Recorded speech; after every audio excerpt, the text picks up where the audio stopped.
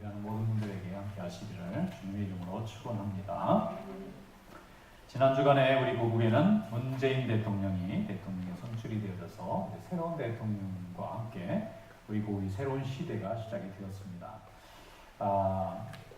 국민들하고 가까워지기 위해서 집무실도 이제 부하들하고 일하는 데로 옮겨가시고, 또 원래 그분이 비서실장을 하셨던 분이잖아요, 청와대.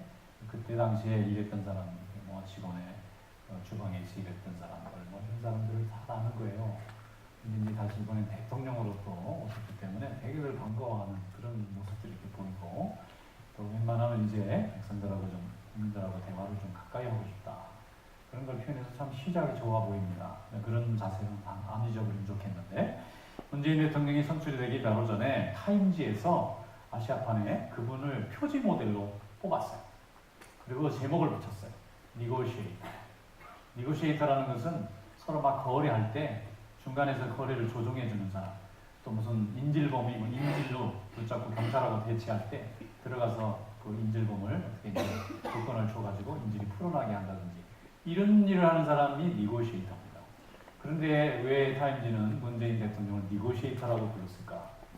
그것은 우리 고국이 처한 현실이 해양 세력과 또 대륙 세력, 미국과 중국 사이에 끼어가지고 이쪽도 편들 수 없고 저쪽도 편들 수 없고, 또 이념적으로도 그래요. 진보와 보수의 중간에 틈에 끼어가지고 이쪽도 완전히 편들 수 없고 저쪽도 편들 수 없고, 또 세대 간의 갈등도 마찬가지입니다. 노인들이 참 우리 한국에 굉장히 많으신데 노인들 얘기를 다 완전히 들어줄 수도 없고, 그렇다고도 젊은 세대들 얘기도 다 들어줄 수 없고, 그러니까 문재인 대통령이 처한 현실이 큰 어떤 그 존재들 사이 서로 부딪히는 걸 얼마나 이 사람이 잘 풀어나가고 조정을 해내느냐, 조종자의 역할이 아무튼 태생적으로 그렇게 돼 있다는 거예요. 지금. 그렇게 해야만 우리 고국 대한민국이 잘 갈 수 있다. 나의 미션을 잘 부여한 거예요. 근데 저는 생각합니다.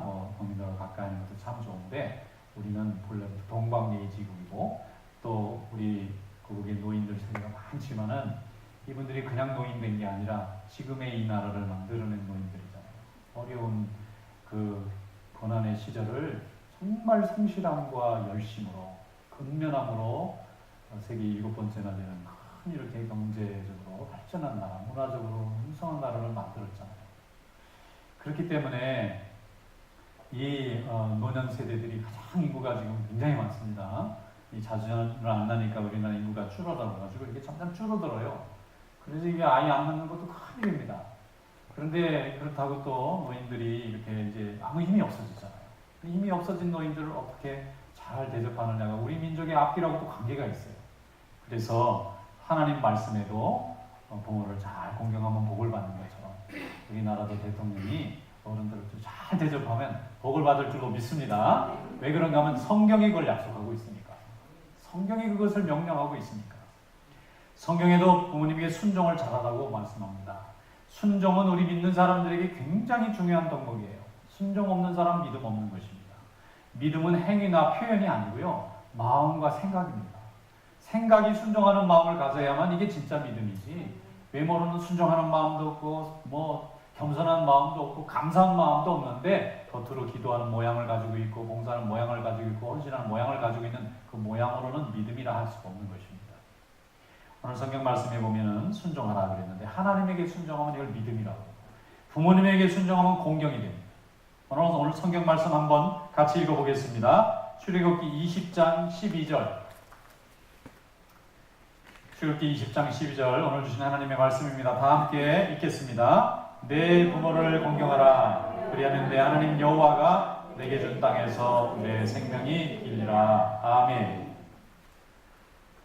부모님을 공경하면 하나님 여호와가 내게 준 땅에서 생명이 길 수 있는 축복을 약속하셨습니다. 부모를 공경하는 자는 곧 하나님을 공경하는 마음을 가진 자입니다. 왜냐하면 생명의 근원이 하나님이신데, 그 하나님이 부모님을 통해서 우리를 이 땅에 보내주는 통로로 삼았어요. 그래서 자신의 생명의 통로인 부모님을 공경하고 사랑하는 마음을 가진 사람은 곧 이 생명을 우리에게 보내주신 하나님의 창조의 섭리도 순종하는 믿음을 가지고 있기 때문에 창조신앙을 인정하는 것입니다. 부모를 통해서 우리가 모두 다 세상에 와요. 그냥 세상에 혼자 나오는 사람은 아무도 없어요. 요즘 인공 수정이라는 것도 있고 유전자 조작도 있어서 나중에는 사람을 인큐베이터에서 찍어내는데 톡톡 찍어내는 시대가 올 거라고들 얘기를 하지만 그건 어디까지나 특별하고 예외적인 경우고, 본질적으로는 부모가 결혼해서 자녀를 낳으면 자녀가 또 장성해서 또 자녀를 낳고 성경 마태복음 한번 열어보세요. 맨날 낳고 누가복음도 왜 그렇게 낳고가 중요하죠? 그 낳고 낳는 것이 하나님이 이 세상을 창조하시고 보존하시고 인도하시는 방법이기 때문에 세상에 사람이 태어나고 또 자라고 또 태어나는 일이 없으면 저주받은 세상입니다. 그런데 우리는 하나님께서 복을 주셔서 자녀들이 계속 태어나고 자녀들이 가정에서 자라는 거 하나님이 주신 최고의 복인 줄로 믿습니다. 그런데 그게 부모라는 존재가 있어야만 가능하다는 거예요. 이 창조의 하나님의 다스림이 부모라고 하는 존재를 필요로 하기 때문에 우리 자신이 자녀였지만 또 부모로 쓰임받잖아요. 그래서 하나님이 부모를 사랑하고 공경하는 마음을 가지라는 거예요. 하나님을 믿는 사람은 그 부모를 사랑할 수 있어야 그 부모님을 통하여 창조의 형리와 생명의 역사를 이루어가는 하나님을 인정하는 믿음이 생겨난다는 것입니다.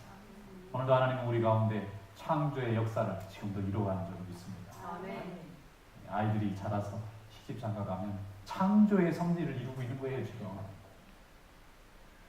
그래서 십계명 말씀을 보면은 하라와 하지 말라 두 가지밖에 없어요. 왜냐하면 명령이니까. 명령의 특징은 do와 do not밖에 없어요. 중간에 이렇게 해주세요. 아니면 이럴지도 모릅니다. 그런 가능성이나 청유형이 전혀 없습니다. 하는 거 아니면 하지 말라는 거예요. 그리고 그걸 어기면 하나님의 법을 어기는 처벌이 따라요. 그래서 십계명은 하나님이 주신 인간이라는 존재해 주시는 최초의 계명이고 가장 계명의 시작입니다. 그런데 그 십계명의 핵심이 뭐냐면은 하나님을 사랑하라 하는 거고 또 하나는 이웃을 사랑하라는 거예요. 다시 말하면 하나님을 사랑하라 하는 것과 인간을 사랑하라는 것입니다. 그 이웃이라고 하는 말씀 속에는 부모님부터 시작해서 출발합니다. 형제도 들어가고 옆집 사람도 들어가고 교인들도 들어가고 심지어는 원수들로 사람의 형상을 가졌다 하면 원수들까지도 사랑하라는 말씀이 그 안에 있어요. 하나님 사랑, 인간 사랑이 십계명의 중요한 기준입니다. 그런데 우리가 하나님을 사랑하려면 순종이 필요합니다.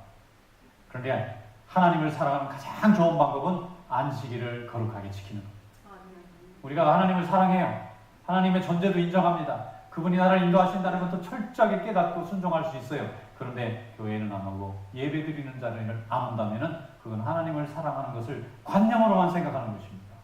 하나님을 사랑하는 것은 생각도 중요하고 마음도 중요하지만 손과 발도 중요합니다.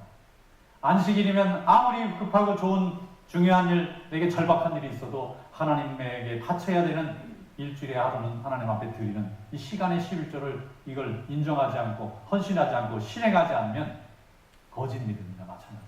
하나님을 사랑한다 하면서 하나님을 사랑하는 방법을 주님께 예배드리기 위해서 예배 시간을 헌신하지 않으면서 어떻게 사랑할 수 있냐는 거예요. 어떤 분은 교회 다니던 장에 성경 잘하는 게 아니 성경 잘하는 게 아니고 교회를 다니시는 교회 가니 사람 복잡하고 그래서 그냥 교회 가면 복잡하니까 혼자 자기는 믿음을 너무 잘한다는 거예요. 교회는 안 다니면서 성경 들고 혼자 나홀로 교회를 하고 계시더라고요. 이게 이상한 겁니다. 이걸 보고 이단 혹은 사입이라고 해요. 자기 혼자 드리는 예배라는 게 세상에는 없어요. 불가피하게 갇혔거나 떨어졌거나 어디 갈 수 없는 절박한 경우는 할 수 있는 일이지만 교인들이 모여서 함께 예배 드릴 수 있는 기회가 있는데 그거를 거부한다는 것은 하나님이 주신 회중으로 모이라고 하는 명령을 이해를 못한 것입니다. 하나님은 우리가 다 회중으로 모여서 예배 드리는 거예요. 부모님은 사랑하지만 멀리서 아유 부모님 사랑합니다 하면서 1년이 돼도 안 가고 2년이 돼도 안 가고 몇 년이 돼도 안 가고 그러면 부모님을 사랑하는 게 아니잖아요. 가서 얼굴도 보고 대화도 하고 내 모습을 보여드림으로 인해서 마음을 위안을 주고 기쁨을 주고 보람을 주고 이게 자녀가 부모에게 주는 사랑인 것처럼 하나님을 사랑한다 그러면 거룩한 주일에 성전에 나와 하나님 앞에 예배드리는 것인 줄로 믿습니다. 이것이 하나님을 사랑하는 자의 모습이에요. 그럼 인간을 사랑하는 모습은 제 첫 번째가 부모를 사랑할 줄 아는 데서부터 인간을 사랑하는 시작이 된다는 거예요. 부모를 사랑할 줄 몰라요. 근데 이웃은 사랑해요. 그런가 그 사이에 이상한 겁니다. 부모님을 자기를 낳아준 생명의 근원과 생명의 통로를 이해를 못하는 사람이 부모님을 사랑하지 못하면서 이웃을 사랑한다고 뭐 가서 어려운 사람 도와주고 자기의 것을 뭐 벗어도 나눠주고 다 하는 것은요 이상한 겁니다. 잘못하면 위선적 사랑이 될 수 있어요. 사랑이라는 것은 우러나는 거고 감사한 마음에서 출발하는 것입니다. 그런데 감사한 마음이 아니라 보여주기 위해서 뭔가 의무를 행하기 위해서 하는 거라면 이미 사랑에서는 멀리 거리게 떨어져 있는 것입니다. 그래서 하나님은 인간이 사랑할 수 있는 존재가 되기 위해서 부모를 사랑하는 것을 첫 번째로 얘기했어요. 이것이 하나님 앞에서 우리가 인간을 사랑하는 가장 최초의 훈련입니다. 여러분 부모님을 잘 사랑하시길 축원합니다.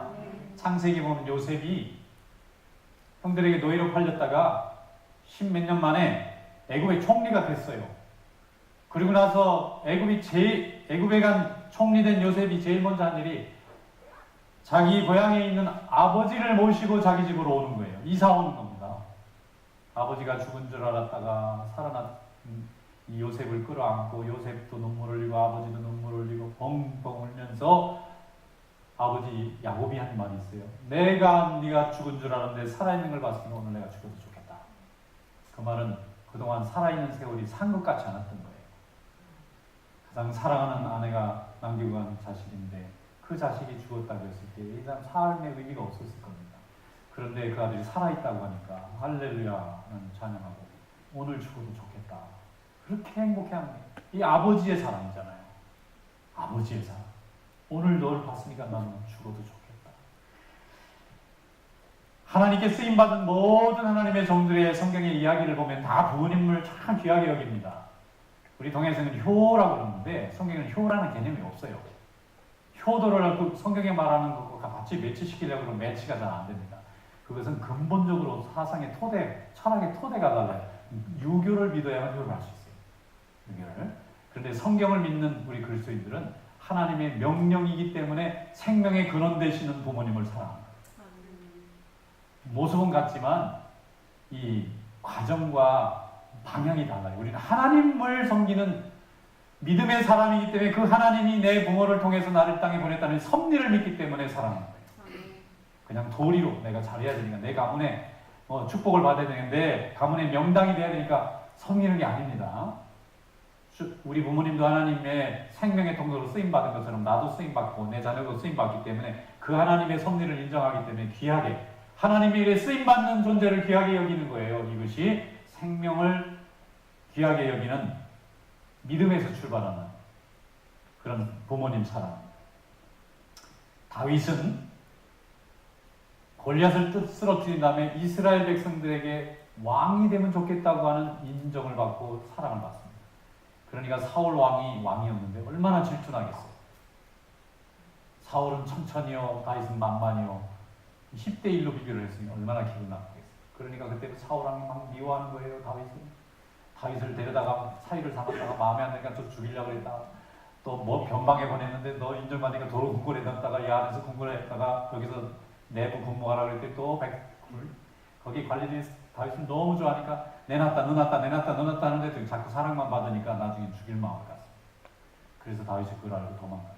심지어는 사울의 아들인 요나단이 아버지 처사가 옳지 않다 생각하고 다윗을 사랑하고 피하게 도망가게 해줍니다. 그런데 다윗이 도망가다 보니까 큰일 났어요. 자기 부모님을 그냥 놔두면 사울이 죽일 것 같아요. 그래서 부모님들을 업고는 어디로 도망갔냐면 모압으로 도망갔어요. 다윗이. 모압 왕에 가서 무릎 꿇었습니다. 모압 왕이시여 나는 지금 사울 왕에게 쫓기는데 우리 부모님의 생명을 보장할 길이 없습니다. 우리 부모님을 좀 맡기고 가고 싶은데 좀 부탁합니다. 모압 왕이 맡기고 가라. 내가 살아올지 죽을지도 모릅니다. 내가 나중에 이스라엘의 왕이 될 수도 있지만 사울에게 잡혀서 언제 죽을지 모르는데 죽어도 내 부모님은 좀 안전하게 사울 왕에게 넘기지 말고 지켜주십시오. 모압 왕이 오케이 했어요.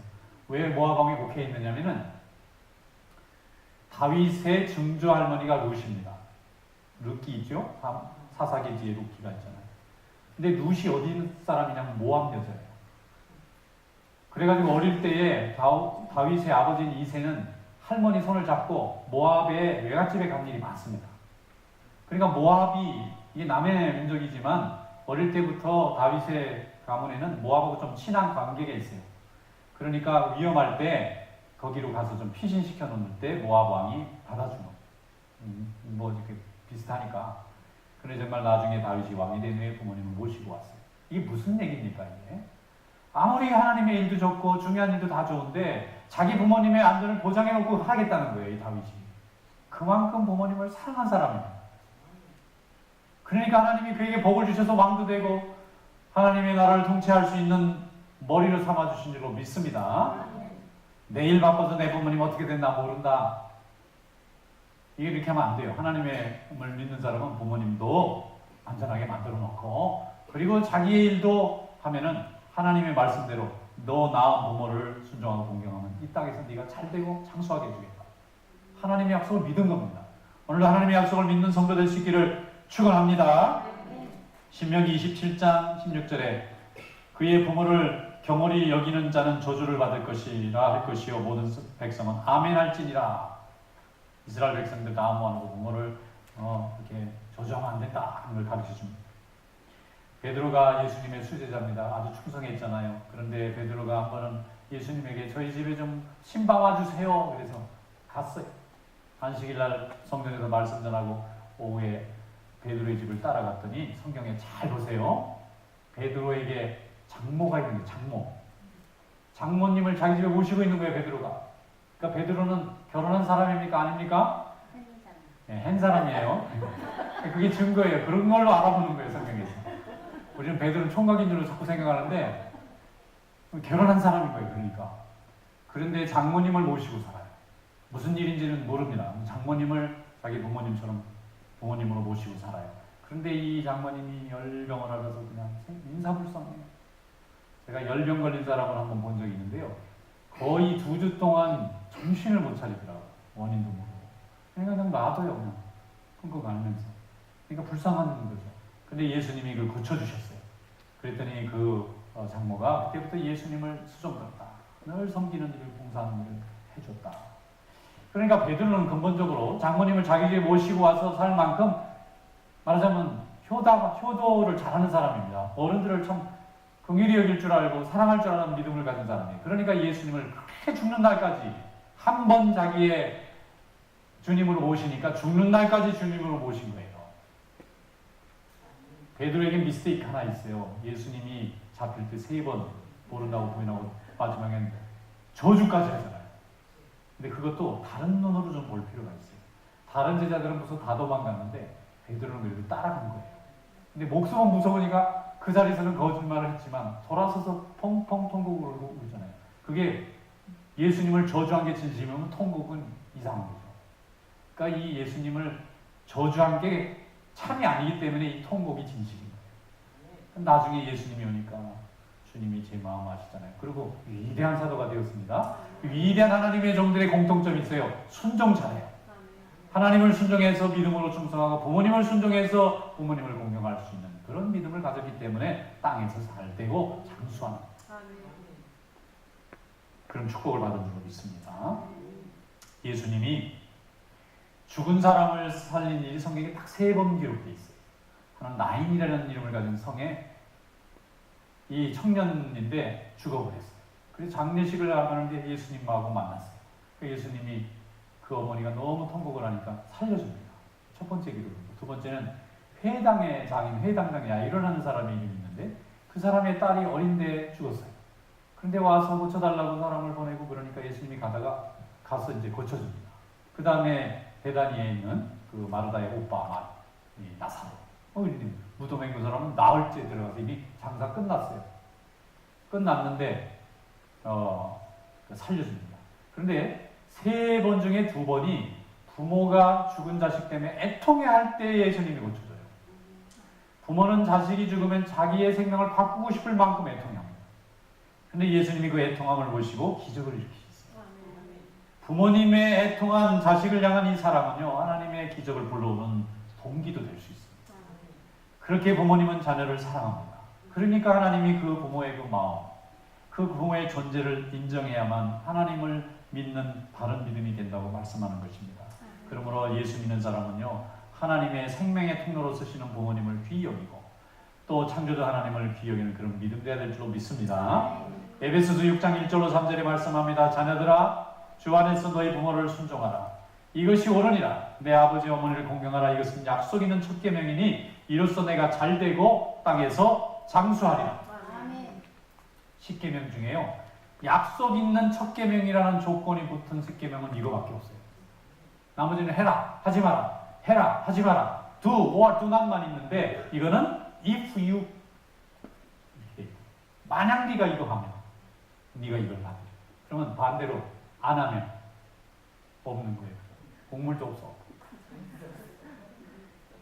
부모님을 공경하면이라는 조건이 붙은 계명은 이거 하나밖에 없어요. 살인하지 마라. 거기에 이거 뭐 하면 살인하지 마라 이런 조건이 없어요. 안식일을 거룩하게 지키라.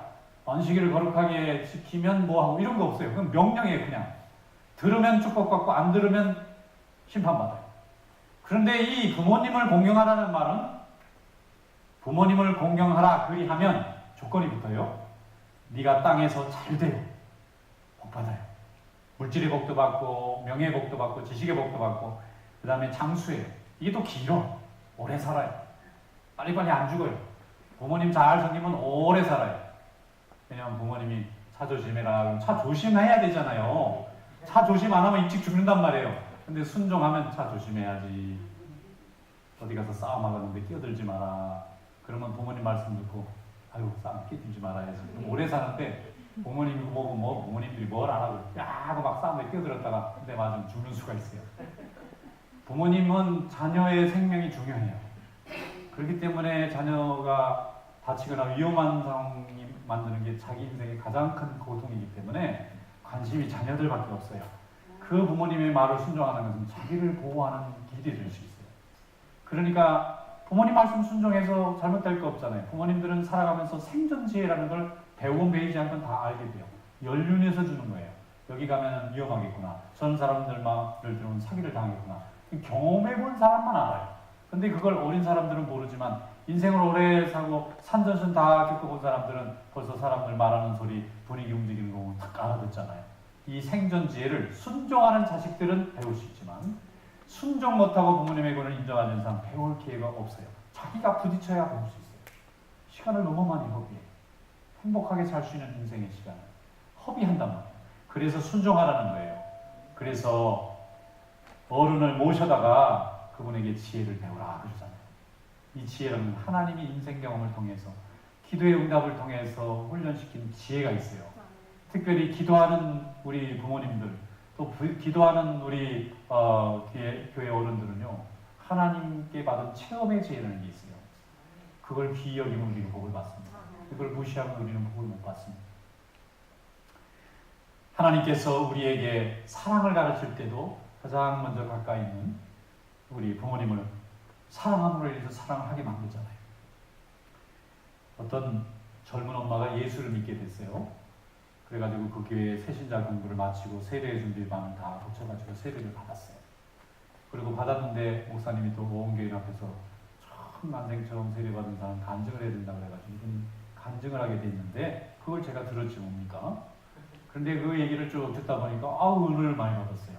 왜냐면은 이분 얘기가 뭐냐면 평소에 자기가 남편도 직장도 좋고 자기도 배울 만큼 배우고 건강하고 날씬하고 또 외모도 그렇게 나쁘지 않고 자녀들도 잘 키우고 그냥 정말 행복한 가정이에요.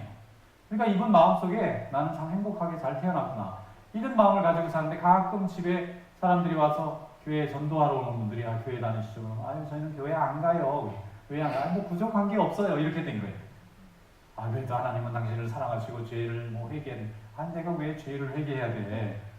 내가 남한테 해코지 하는 일도 없고 정말 남의 거 하나 빌린 적도 없고 남 아프게 한 적도 없고 정말 교양이 철철 넘치고 정말 예절 바르고 배울 만큼 배우고 부러지고 남에게 내가 도움을 좀 줬지 남에게 해를 끼치나 손가락질 받는 일을 내가 인생에 해본 적이 없는데 내가 왜 회개를 해야 되나?